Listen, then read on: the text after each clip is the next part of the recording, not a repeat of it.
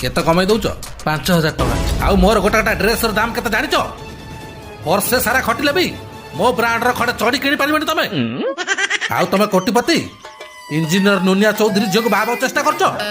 ଏ ଘରର ସାମାନ୍ୟ ଚାକର ହବାର ଯୋଗ୍ୟତା ତମର ନାହିଁ, ଅଥଚ ତମେ ଏ ଘରର ଜୋଇଁ ହବାର ସ୍ୱପ୍ନ ଦେଖୁଛ। ତମ ଭଳି ଫାଷ୍ଟଫୁଡ ବାଲା ମୁଁ ଠିକ ଜାଣିଛି। ତମେ ଚିକେନ ରୋଲ କହି ଚିକେନ ଜାଗାରେ ବନ୍ଧାକୋବି ଆଉ ପିଆଜ ଭର୍ତ୍ତି କରିଦିଅ। ନାଇଁ ସାର୍, ମୁଁ ସେମିତି ରୋଲ ଦିଏନି।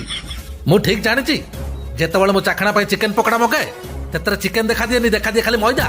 ମୁଁ କିନ୍ତୁ ସେମିତି ନୁହେଁ ସାର୍, ମୁଁ ପକେଟରେ କମ ମଇଦା ପକାଏ ଆଉ କଣ୍ଟା ପେଶି ଦିଏ। ଭଲ ପାଇବା ଆଗରୁ ପ୍ରଥମ ନିଜର ପୋଜିସନ ବିଷୟରେ ଜାଣିଦେବା ଉଚିତ, ବୁଝିଲ?